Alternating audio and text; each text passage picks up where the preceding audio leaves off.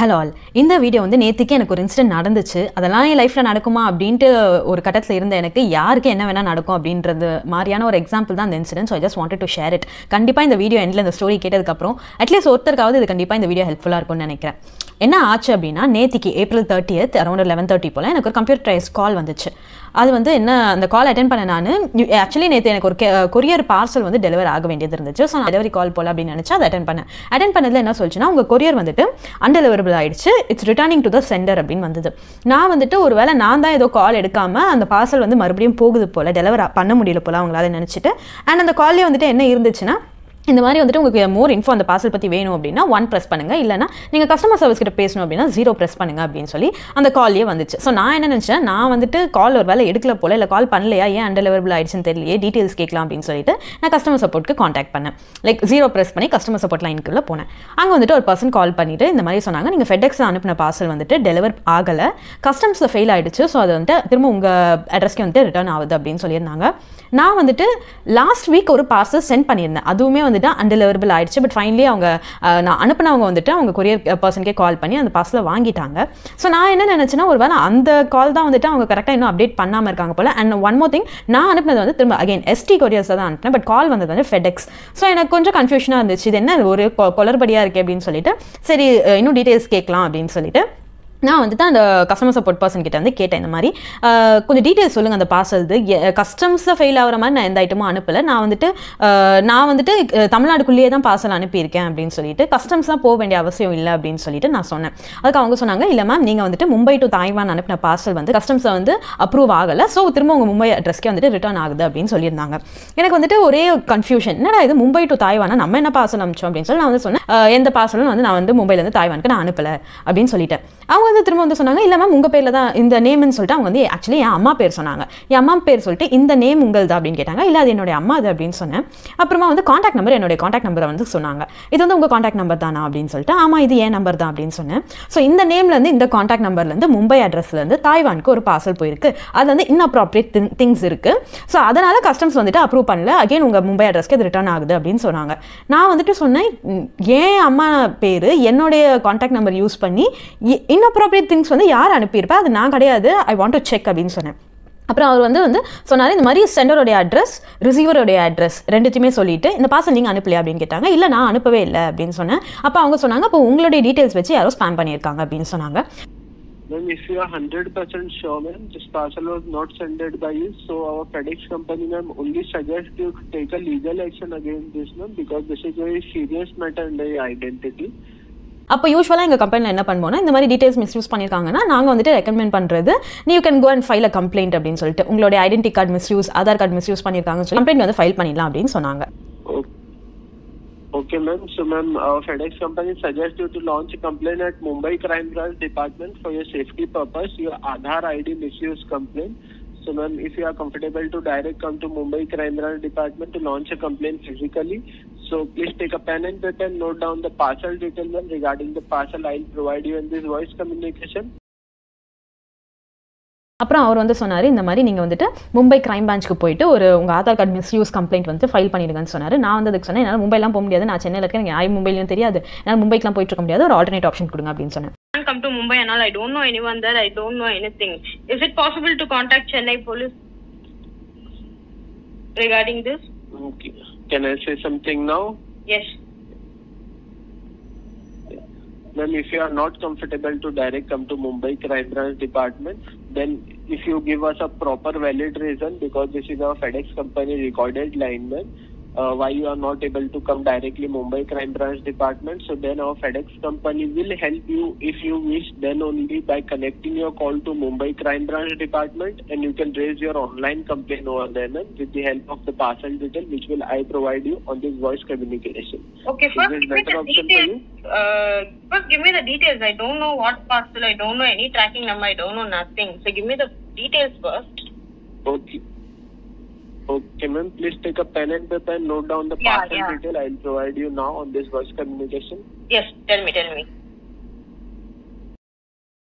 So so நான் வந்து சரி நான் வந்து ஃபைல் பண்ணுறேன் ஒரு கம்ப்ளைண்ட் அப்படின்னு சொல்லி நான் சொன்னேன். பட் ஃபர்ஸ்ட் எனக்கு அந்த பார்சல் என்னென்ன இருக்குன்னே எனக்கு தெரியாது. அதை வச்சு நான் எப்படி ஒரு கம்ப்ளைண்ட்டை ஃபைல் பண்ணுறது, எனக்கு ஃபர்ஸ்ட் அந்த பார்சலோட டீட்டெயில்ஸ் கொடுங்கன்னு சொன்னேன். அவர் வந்து என்னென்ன ஐட்டம்ஸ் இருக்கும் நான் சைடில் இங்கே இமேஜ் ஆட் பண்ணுறேன், அந்த எல்லா ஐட்டம்ஸும் வந்துட்டு சொன்னார். இந்த ஐட்டம்ஸ் தான் இருக்குது இந்த பார்சலில், இதனால தான் இது வந்து கஸ்டம்ஸில் ஃபெயில் ஆயிருக்கு அப்படின்னு சொல்லி. Then first note down your subject, your Aadhaar ID misuse complaint, ma'am. Okay. And then note down our department name. Our department name is FedEx Express Mumbai branch. FedEx Express Mumbai branch. This is our department name, ma'am. Okay. And then the date of the parcel I told you is 22nd April 2024. அப்புறம் அவர் reconfirmation கேட்டார், இந்த மாதிரி நீங்கள் இந்த parcel send பண்ணலையா அப்படின்னா நான் இல்லை அப்படின்னு. நீங்கள் வந்துட்டு இந்த மாதிரி கம்ப்ளைண்ட் உங்கள் ஆதார் கார்டு வந்து மிஸ்யூஸ் பண்ணியிருப்பாங்க, நீங்கள் வந்து கம்ப்ளைண்ட் ஃபைல் பண்ண உங்களுக்கு விருப்பமா அப்படின்னு கேட்டாங்க. ஆமாம். இந்த காலை ட்ரான்ஸ்ஃபர் பண்ணலாமா அப்படின்னு கேட்டாங்க. பண்ணுங்க அப்படின்னு சொன்னேன். அவங்க காலை ட்ரான்ஸ்ஃபர் பண்ணிட்டாங்க. Okay. Yeah, ma'am. I'll connect your call to Mumbai Crime Branch Department, ma'am. But before that, ma'am, now this call will be recorded for FedEx quality assurance. So can you please reassure the FedEx company this parcel was not sent by you? Yes, I didn't send any parcel via FedEx. Okay, ma'am. So I'll connect your call to now Mumbai Crime Branch Department. When the call was connected, the time you have to explain them what was happening with your Aadhaar ID, and please tell them you have to raise your Aadhaar ID misuse complaint, ma'am. Okay? Okay. அடுத்து ஒரு police officer வந்து கால் பண்ணார். இந்த மாதிரி Mumbai crime branch சொல்லுங்க அப்படின்னு சொல்லிட்டு நான் வந்து என் பேர் சொல்லிட்டு இந்த இஷ்யூலாம் சொன்னேன். இந்த மாதிரி வந்து என்னுடைய டீடைல்ஸ் யூஸ் பண்ணி இன்அப்ரோப்ரியேட் திங்ஸ் வந்துட்டு மும்பை டு தாய்வான் யாரும் ஷிப் பண்ண பார்த்துருக்காங்க. கஸ்டம்ஸ் அது வந்துட்டு அப்ரூவ் ஆகாததால அந்த பார்சல் வந்து திரும்ப ரிட்டர்ன் ஆகுதுன்னு சொல்கிறாங்க. அது எனக்கு இதில் சம்மந்தமே கிடையாது, என்னுடைய கான்டாக்ட் டீடைல்ஸ் மிஸ்யூஸ் பண்ணியிருக்காங்க. ஸோ இந்த மாதிரி கஸ்டமர் சர்வீஸ் வந்து சொன்னாங்க, இந்த மாதிரி நீங்கள் வந்து கிரைம் பிரான்ச்சுக்கு ட்ரான்ஸ்ஃபர் பண்ணுறோம், நீங்கள் வந்து ஆதார் கார்டு மிஸ்யூஸ் கம்ப்ளைண்ட் வந்துட்டு நீங்கள் ஃபைல் பண்ணிக்கோங்கன்னு சொன்னாங்க. ஸோ அதுக்கு தான் நான் வந்துட்டு ஐ காட் இன் டச் அப்படின்னு நான் சொன்னேன். Just wait for 2 minutes. Okay. Hold the line, just wait. Okay. So before raising the complaint, I will ask some questions. You have to answer it correctly. Okay. Have you ever been to Mumbai? No. Never. Never.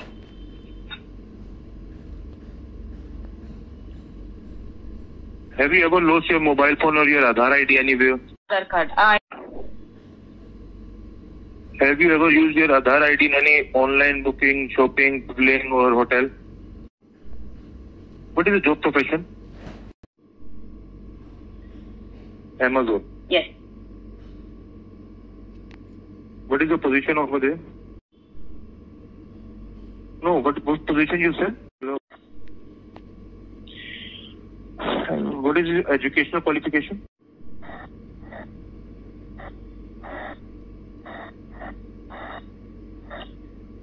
So according to your statement, this is an identity theft case, and this is really a serious case. If someone has misused your ID to send an illegal parcel from Mumbai to Taiwan, Yes. and you want to make an online complaint regarding this, right? Yes. See, your Aadhaar number is linked with your mobile number, so your ID has been used. Oh, okay. Government authorized Microsoft Skype application where your statement will be taken on the recorded line, and that statement will be provided to you as an evidence Okay. that you have raised a complaint regarding your Aadhaar misuse. The FIR number and FIR copy. அதுக்கப்புறம் இது வந்துட்டு நீங்கள் official complaint, நீங்கள் misuse பண்ணுறீங்க, உங்களுக்கு எதுவும் சம்மந்தம் இல்லை, நீங்கள் என்னென்ன சொல்கிறீங்களோ எல்லாமே அஃபிஷியல் கம்ப்ளைண்ட்டாக நீங்கள் கொடுத்துடலாம். ஸ்கைப் இன்ஸ்டால் பண்ணிக்கோங்க, டேரெக்டாக ஃபேஸ் டு ஃபேஸ் நம்ம கால் இது பண்ணி அந்த மாதிரி தான் வந்துட்டு நம்ம கம்ப்ளைண்ட் எடுப்போம் அப்படின்னு சொன்னார். சரி ஸ்கைப் இன்ஸ்டால் பண்ணிட்டு என்ன ஃபோன் இருக்குது, பேட்டரி பர்சன்டேஜ் எவ்வளோ இருக்குன்னு கேட்டார். ஃபோன் என்ன ஃபோனுன்னு சொன்னேன், பேட்டரி பர்சன்டேஜ் வந்து சொன்னேன். சரின்னு சொல்லிட்டு இது பண்ணிட்டு அவர் வந்து ஒரு ஐடி கொடுத்தாரு, மும்பை கிரைம் பிரான்ச்னு சொல்லி ஒரு ஐடி கொடுத்தாரு. அந்த ஐடி ஃபுல்லாக டைப் பண்ணிட்டு ஸ்கைப் கால்குள்ளே போயாச்சு. ரெஸ்ட் ஆஃப் த திங்ஸ் எல்லாமே ஸ்கைப் காலில் தான் நடந்துச்சு. I will provide you department official ID where I will take your statement. Okay, sir. Okay. Home page. Yes. There is a search bar on the top. Official ID. Okay. The ID is alphanumeric and all the alphabets are in small letters. Crime Investigation Department CID dot. Yeah. Send me a hi over there and type a message that I complaint regarding my Aadhaar misuse.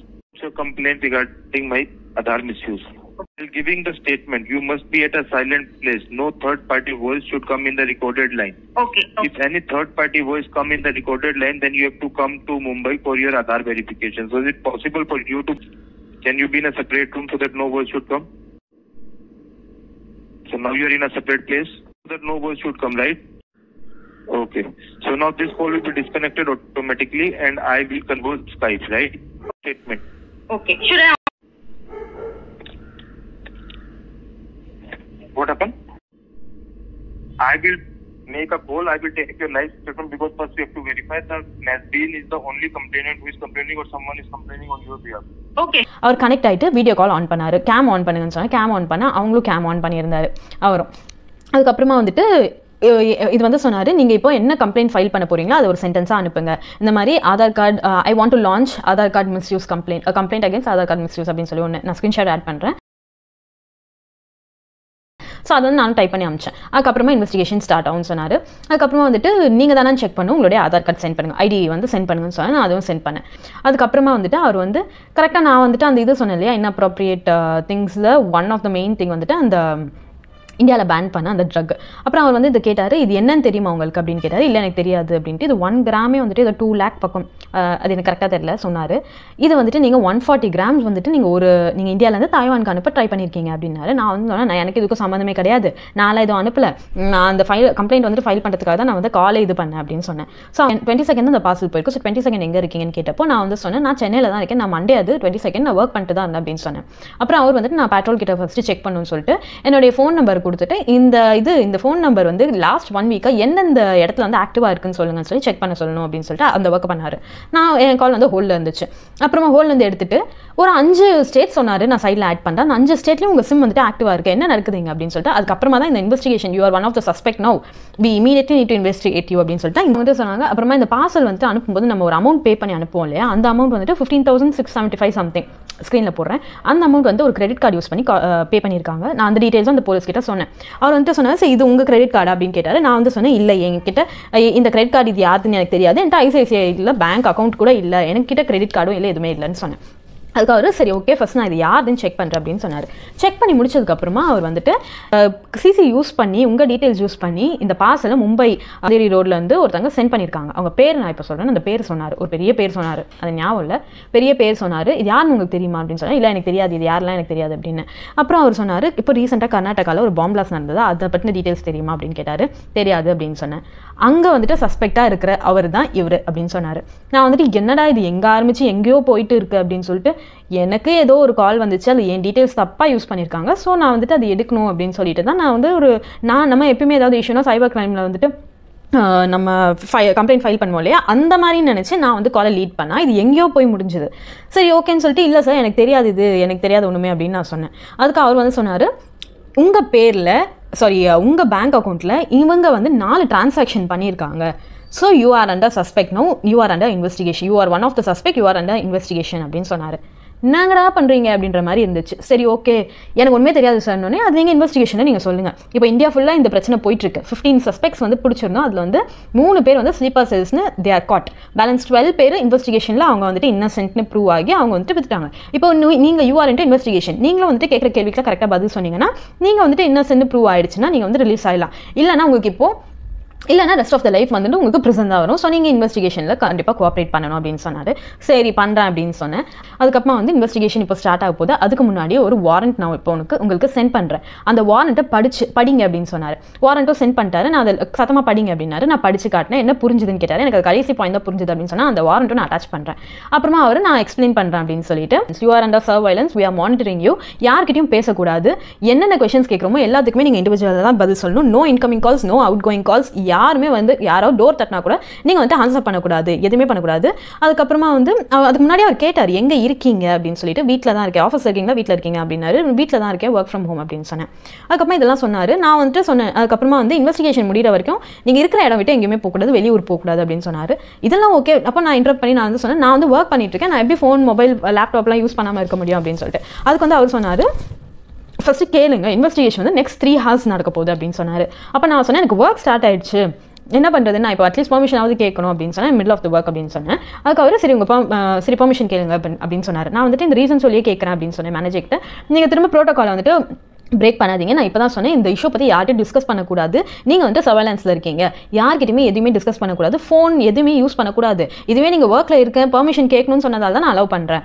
நீங்கள் வந்துட்டு emergency next 3 ஹார்ஸ்க்கு எனக்கு permission வேணும்னு மட்டும் தான் கேட்க முடியுமே தவிர என்ன இஷ்யூலாம் யார்கிட்டையும் டிஸ்கஸ் பண்ணக்கூடாதுன்னு சொன்னார். சரி ஓகே சொல்லலை அப்படின்னு சொல்லிட்டு நான் அதே மேனேஜர் கிட்ட நெக்ஸ்ட் 3 ஹார்ஸ் எனக்கு ஒரு எமர்ஜென்சி ஒர்க் இருக்குது, பெர்மிஷன் வேணும்னா அவரும் சரின்னு சொல்லிட்டாரு. அப்படியே லேப்டாப் மூடி வச்சுட்டு இவங்ககிட்ட பேச ஆரம்பிச்சது தான். அவர் வந்துட்டு ஒழுங்காக கோஆப்ரேட் பண்ணுங்க, ஏன்னா ஆல்ரெடி கோஆப்ரேட் பண்ணி 12 மெம்பர்ஸ் வந்துட்டு சஸ்பெக்ட் தே ஆர் இன்னசென்ட்னு சொல்லிட்டு அவங்க போயாச்சு. நீங்களும் ஒரு 3 ஹார்ஸ் ப்ராப்பராக கோஆப்ரேட் பண்ணி இந்த இஷ்யூ விட்டு நீங்களும் வெளியே போயிடலாம் அப்படின்னு சொன்னார். ஸோ எல்லாமே கேட்டார், எங்கே இருக்கீங்க எல்லா டீட்டெயில்ஸும் கேட்டால் நானும் எல்லாமே சொல்லிக்கிட்டே வந்தேன். அதுக்கப்புறமா சைடில் எனக்கு ஒரு கால் வந்துகிட்டே இருந்துச்சு. கால் வரும்போது இவருடைய ஸ்கைப் கால் வந்து ஆன் ஹோல்டில் போனப்போ like he started being aggressive.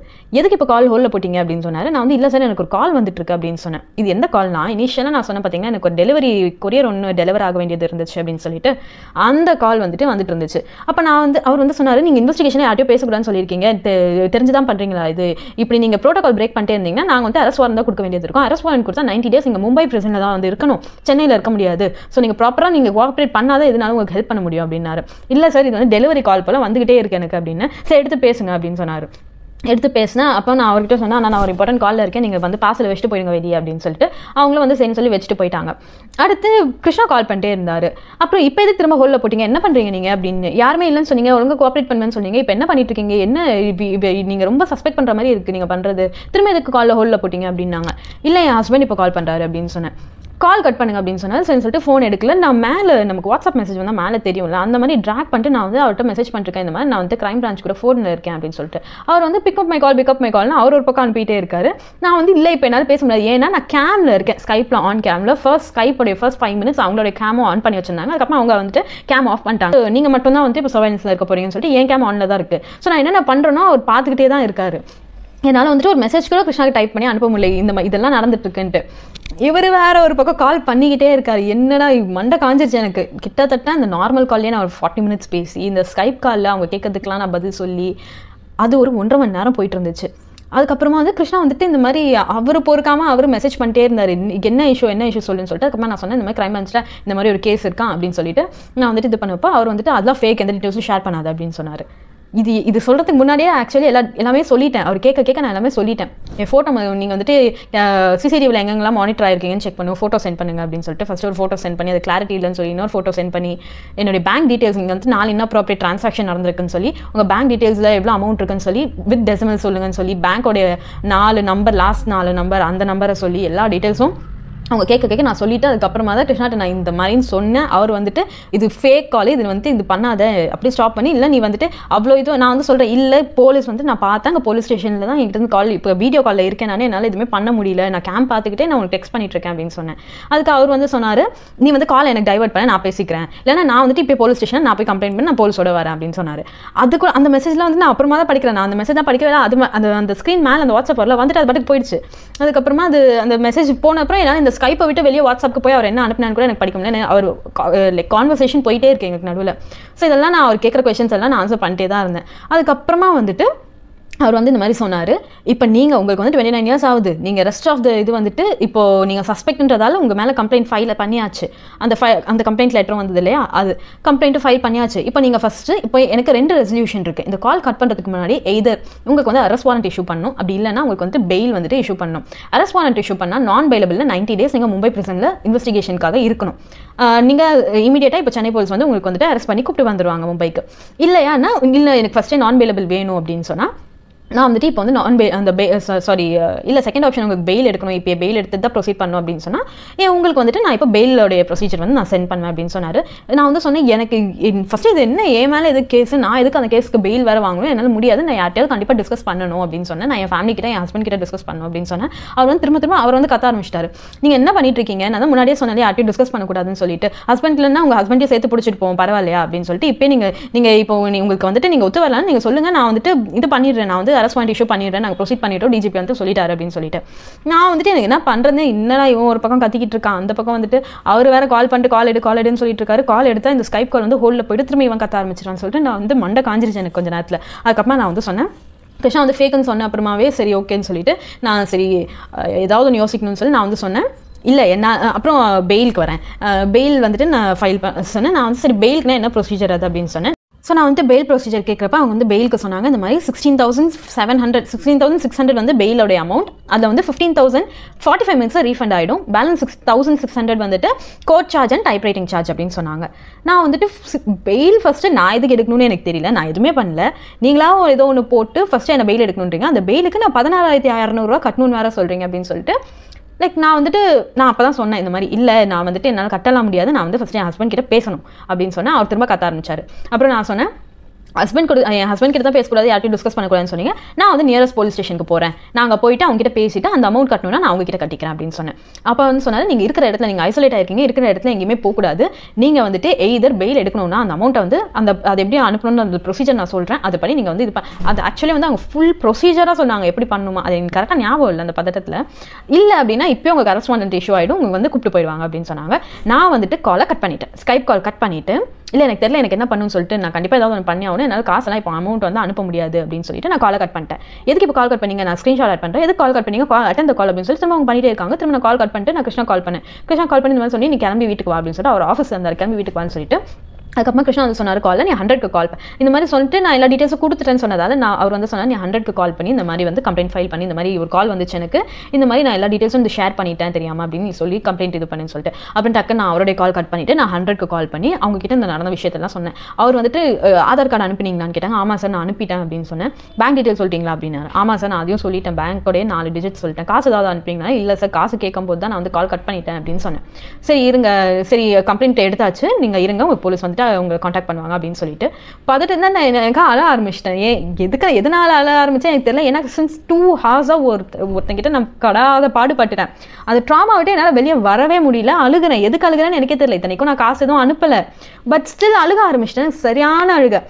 அப்புறம் வந்துட்டு ஒரு கால் 5 மினிட்ஸே எனக்கு ஒரு கால் வந்து திரும்ப எடுத்தால் ஒரு ஹெட் கான்ஸ்டபிள் பேசினாங்க. இந்த மாதிரி 100 கால் பண்ணி கம்ப்ளைண்ட் ஃபைல் பண்ணியிருக்கீங்களேம்மா, நான் வீட்டுக்கிட்ட வந்துட்டேன், கரெக்டாக எக்ஸாக்டாக எங்கள் லொக்கேஷன் அப்படின்னு சொன்னார். அப்புறம் நான் கீழே போயிட்டு அவர்கிட்ட வந்துட்டு அவரை கூப்பிட்டேன். இந்த மாதிரி அவர் ஸ்ட்ரீட்டில் இருந்தார், நான் வந்து ஃப்ளாட்க்கு கூப்பிட்டு வந்து இந்த மாதிரி நான் சொன்னேன் இந்த மாதிரி எனக்கு ஒரு கால் வந்தது சார், இந்த மாதிரி நான் எல்லா டீட்டெயில்ஸும் சொல்லிட்டேன், எனக்கு என்ன பண்ணுறேன்னு தெரியல. திரும்பி நான் அழுக ஆரம்பிச்சிட்டேன். ஏன்னா மெயினாக அந்த அழுக வந்தது காரணம் என்னுடைய ஆதார் கார்டு, என்னுடைய பேங்க் டீட்டெயில்ஸ், என்னுடைய ஃபோட்டோ அனுப்பிட்டேன்.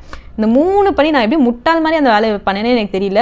ஃபுல்லாக அவங்க கேட்க நானும் வந்துட்டு அது உண்மைதான் போல அப்படின்ற மாதிரி நான் வந்துட்டு இது பண்ணேன், எல்லாமே கொடுத்துட்டேன்.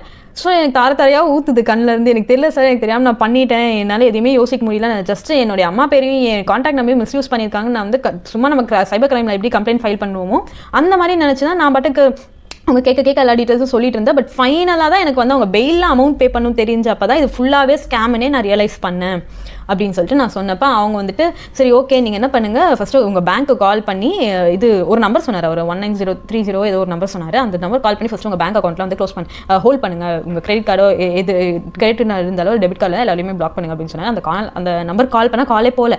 சரி ஓகேன்னு சொல்லிட்டு நான் என்ன பண்ணிட்டேன், அக்கௌண்ட்டில் இருக்க அமௌண்ட் எல்லாத்தையுமே நான் கிருஷ்ணாக்கு அனுப்பிட்டு 0 பேலன்ஸ் ஆக்கிட்டேன். அப்போ நான் சொன்ன கால் போகல சார், ஆனால் நான் வந்து ஹஸ்பண்ட்க்கு எல்லா காசும் அனுப்பிட்டு இப்போ 0 பேலன்ஸ் தான் இருக்குது என்னுடைய அக்கௌண்ட் அப்படின்னு சொல்லிட்டு அவர் அப்போ பிரச்சனை இல்லை, சரி ஆதார் கார்டு தான் அனுப்பியிருக்கீங்க விடுங்க, அதை தொலைச்சிட்டிங்கன்னு நினச்சிக்கோங்க, ஃபோட்டோலாம் இப்போ எதுவும் பண்ண முடியாது, சோஷியல் மீடியாவில் இல்லாத ஃபோட்டோஸாக எதுவும் பண்ண முடியாது, விடுங்க ஒன்றும் பிரச்சனை இல்லை அழாதீங்க அப்படின்னு சொல்லி அவர் கன்சோல் பண்ணிவிட்டு சரி அப்புறம் சொன்னார் இந்த பிரச்சனை வந்து இப்போ ஃபுல்லாக இந்த பிரச்சனை தான் ஓடிட்டுருக்கு.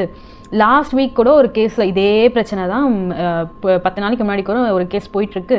ஸோ இனிமேல் தயவு செய்து யாராவது காசு அனுப்புனாங்களோ இல்லை டீட்டெயில்ஸ் கேட்டாங்களோ எதையும் ஷேர் பண்ணாதீங்க அப்படின்னு சொல்லிட்டு சரின்னு சொல்லி அவரை பேசிவிட்டு அவர் கிளம்பிட்டார். அதுக்கப்புறமா வந்துட்டு மேலே வந்துட்டு அதுக்குள்ளே கிருஷ்ணாவும் வீட்டுக்கு வந்துட்டார். வந்ததுக்கப்புறமா என்னால் அழுகையும் நிறுத்த முடியல, அந்த சுச்சுவேஷன் வந்து என்னால் வெளியவே வர முடியல. அதுக்கப்புறமா வந்து நான் திரும்ப மேனேஜர் கால் பண்ணி எனக்கு இந்த மாதிரி நான் பேங்க்கு போய்ட்டு அக்கௌண்ட் க்ளோஸ் பண்ணணும்னு சொல்லிட்டு பர்மிஷன் 3 ஹவர்ஸாக பர்மிஷன் கேட்டிருந்தேன். ஸோ ஃபுல் டே லீவ் வேணும் அப்படின்னு சொல்லி கேட்கலாம் அப்படின்னு சொல்லிட்டு அவர் கால் பண்ணிட்டு இந்த மாதிரி நான் சொன்னேன், எனக்கு வந்துட்டு ஒரு ஆட்டோமேட்டிக் கால் வந்து ஃபெடெக்ஸ் வந்து நான் சொன்னதுமே அவர் வந்து காசு எதுவும் அனுப்பிட்டீங்களா டீட்டெயில்ஸே ஷேர் பண்ணிட்டீங்களான்னு எனக்கு அப்போ உங்களுக்கும் தெரியுமா அப்படின்னா அவர் வந்துட்டு இவ்வளோ விவரமான பொண்ணு இந்த மாதிரியா பண்ணுவீங்க அப்படின்ட்டு அவர் சொல்லிட்டு இருந்தப்ப எனக்கு வந்துட்டு இப்போ என்ன இப்போ இது வந்து அப்போ நடந்துட்டு இருக்க போல நம்ம தான் அப்டேட்டடாக இல்லை, எனக்கு தான் ஒன்றும் தெரியல அப்படின்னு சொல்லிட்டு எனக்கு அது வேற ஒரு பக்கம். அதுக்கப்புறமா அவர் சொன்னால் இல்லை ஒன்றும் பிரச்சனை இல்லை, நீங்கள் போய்ட்டு பேங்க்கை என்ன பண்ணுமோ பண்ணுங்கள், லீவ் எடுத்துக்கோங்க, ஒன்றும் பிரச்சனை கிடையாது, லீவ் நீங்கள் வந்துட்டு லாகின் பண்ணுங்கள், இல்லைனாலுமே லீவ் எடுத்துக்கோங்க, ஒன்றும் பிரச்சனைன்னு சொல்லிட்டு சரின்னு சொல்லிட்டு நான் அப்படியே உட்காந்துட்டு இருக்கேன். எனக்கு ஒன்றுமே தெரியல.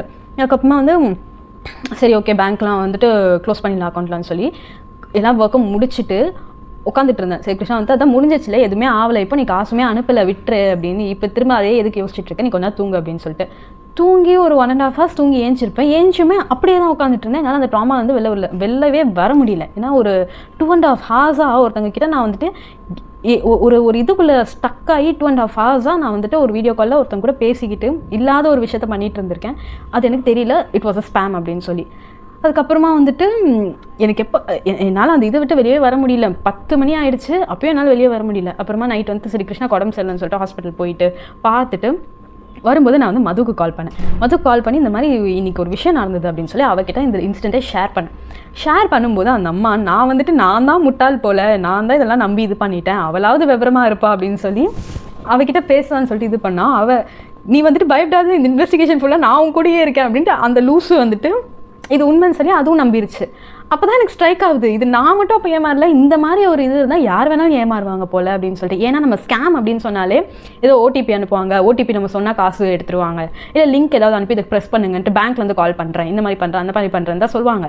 இது ஒரு இன்வெஸ்டிகேஷன், ஒரு ஃபுல் போலீஸ் செட்டப்பில் அவங்க எப்படி பேசுவாங்களோ அதே மாதிரி ஒரு மாதிரி நல்லா போல்டாக ப்ராப்பர் இங்கிலீஷ், எங்கேயுமே பிசுறு தட்டாமல், லைக் நார்த் இண்டியன்ஸ் தான் பட் அவங்க ஸ்லாங்கே வேறு மாதிரி இருக்கும்ல. கஸ்டமர் சர்வீஸ் ஒருத்தவங்க பண்ணாங்க இல்லையா, அவங்க முதற்கொண்டு எல்லாருமே ஸ்கேம் தான், பட் அவங்க ஸ்லாங் வேறு மாதிரி இருந்துச்சு. இங்கிலீஷ் நார்த் இந்தியன்ஸ் பேசுகிற இங்கிலீஷ் ஒரு ஸ்லாங்கில் இருக்கும், அந்த ஸ்லாங்கில். பட் இந்த போலீஸ் பேசும்போது ப்ராப்பர் இங்கிலீஷில் எங்கேயுமே பிசுறு தட்டாமல் இந்த மாதிரி எங்கேயுமே டவுட் வரல.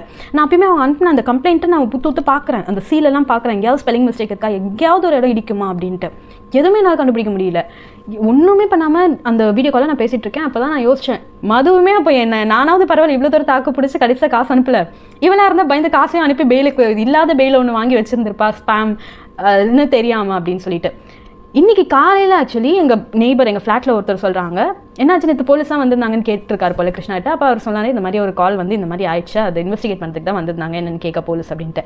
அப்போ அவர் சொல்கிறாரு, இதே இன்ஸ்டன்ட் லாஸ்ட் வீக் என்னுடைய கொலிக்கு நடந்து அவங்க 20,000 அனுப்பிட்டாங்க அப்படின்னு சொல்கிறாரு.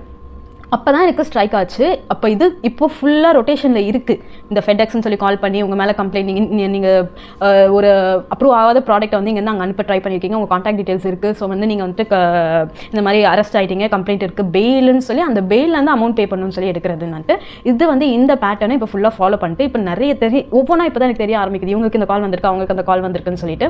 So I just wanted to talk. இது வந்து அட்லீஸ்ட் நம்ம ஒரு வீடியோவாக பண்ணி போட்டாலாவது 4 பேருக்கு அனுப்பி, பெரியவங்க நம்ம கூட பரவாயில்ல, லைக் மோஸ்ட்டாக ஒர்க்கிங் உமன் என்ன ஏது யார்கிட்டையும் டிஸ்கஸ் பண்ணக்கூடாது, அப்பா அம்மா கிட்ட டிஸ்கஸ் பண்ணக்கூடாது, ஹஸ்பண்ட் கிட்ட டிஸ்கஸ் பண்ணக்கூடாதுன்னு த்ரெட்டன் பண்ணி அப்படியே அவங்க கிட்ட இருந்து காசு வாங்குறது, பொண்ணுங்க கிட்ட இருந்து, இல்லை கொஞ்சம் எல்டர்லி பீப்புள் கிட்ட அவங்களுக்கு என்ன விவரமே தெரியாமல் அவங்கள பிடிச்சி காசு வாங்குறது. ஸோ இந்த மாதிரி தான் மோஸ்ட்டாக பசங்களுக்கு இந்த கால்ஸே வராது, பசங்களுக்கு வந்து அவங்க வந்து தெளிவாயிடுவாங்க, அவங்க கலாய்ச்சி விட்டுருவாங்க. பட் இவங்க டார்கெட்டே வந்துட்டு பொண்ணுங்களும் எல்டர்லி பீப்புள் தான் ஃப்ரம் மை கெஸ். ஸோ அதனால் உங்கள் ஃபேமிலி மெம்பர்ஸ்க்கு யாருக்காவது விவரம் அவ்வளோ தெரியாது, காசு அனுப்பிடுவாங்க அப்படின்னு நினச்சிங்கன்னா இந்த வீடியோ உங்களுக்கு வந்து ஷேர் பண்ணுங்கள். இது ஏன் நான் பண்ணேன்னா, இது நானே ஒரு ஃபார்வர்டு நம்ம ரீல்ஸ் பார்க்கும்போது இருக்க ஒரு நார்மல் ரீல்ஸ் மாதிரி ஒரு வீடியோ வந்திருந்தேன்னா நான் வந்துட்டு இதெல்லாம் நமக்கு நடக்க போதா அப்படின்னு நான் வந்துட்டு கண்டிப்பாக ஸ்க்ரால் பண்ணி விட்டுருப்பேன். பட் எனக்கே ஃபைனலாக அது நடந்துச்சு அப்படின்ற போது தான் அந்த இது வந்துட்டு எனக்கு தெரியுது, அதோட சீரியஸ்னஸ். சரி, இந்த மாதிரிலாம் ஒரு வீடியோ வருதுன்னா அது ஃபுல்லாக பார்க்கணும் போல், அது நிஜம்தான் போல், கண்டிப்பாக எப்பயுமே நமக்குமே என்றைக்காவது ஒரு நாள் நடக்கலாம் அப்படின்ட்டு வந்து தோணுச்சு. So I just wanted to share. நான் அந்த போலீஸை பேசினாலே அவருடைய அது இன்னும் போலீஸ்ன்ற பாருங்க, ஆக்சுவலி அது போலீஸே கிடையாது, ஒரு திருட்டு பையன் தான் பேசியிருக்கான். அவனுடைய ஃபோட்டோ, அந்த கம்ப்ளைண்ட் எல்லாத்தையுமே நான் வீடியோ எண்டில் வந்து நான் ஷேர் பண்ணுறேன், செக் பண்ணிக்கோங்க. இன்கேஸ் யாருக்காவது இந்த டீட்டெயில்ஸ் வந்து இல்லை இவங்க எங்கள் ஃபேமிலி அவ்வளோ விவரம் இல்லை இவங்களுக்கு இந்த வீடியோ கண்டிப்பாக நான் இது பண்ணி அவங்க சேஃப்கார்ட் பண்ணணும் அப்படின்னு நினச்சிங்கன்னா நீங்கள் ஷேர் பண்ணி உங்கள் ஃப்ரெண்ட்ஸ்க்கோ ஃபேமிலிஸ்க்கோ ஷேர் பண்ணிக்கோங்க. பட் இது ஒரு இம்பார்ட்டண்ட்டான ஒரு ஸ்பேம். இப்போ ரீசெண்ட் டைம்ஸ் இப்போ நடந்துட்டு இருக்க ஒரு ஸ்கேம், கொஞ்சம் உஷாராக இருங்க. இவ்வளோ நேரம் வீடியோ பார்த்ததுக்கு ரொம்ப தேங்க்ஸ். அண்ட் இப்போ தான் கொஞ்சம் அந்த இன்ஸ்டன்ட் வந்து வெளியே வந்துட்டு இருக்கேன். நேற்று ஃபுல்லாக பைத்தியக்காரி மாதிரி உட்காந்துட்டு இருந்தேன், அந்த ட்ராமாவை விட்டு வெளியே வரவே முடியலனால. ஸோ இப்போ வந்துட்டு ஓரளவுக்கு பரவாயில்லாமல் இருந்ததால் இந்த வீடியோ மேக் பண்ணியிருக்கேன். எந்த அளவுக்கு வீடியோ ப்ராப்பராக சொல்லியிருக்கேன்னு தெரியல, பட் ஸ்க்ரீன்ஷாட்டில் அட்டாச் பண்ணுறேன், அதை வச்சு உங்களுக்கு ஒரு பிக்சர் தெரியும். கண்டிப்பாக எங்கேயுமே டவுட் வராது. கடைசியில் காசு கேட்குற வரைக்குமே வந்துட்டு பைத்தியக்காரி மாதிரி எங்கேயுமே டவுட் வராமல் நான் இருந்தேன். அந்த மாதிரி நீங்களும் உங்களுக்கு ஏதாவது ஒரு கால், ஏதாவது ஒரு இன்சிடென்ட் அவங்களே உருவாக்கி உங்ககிட்ட பேசினா கொஞ்சம் உஷாராக இருங்க. தேங்க்ஸ் ஃபார் வாட்சிங்.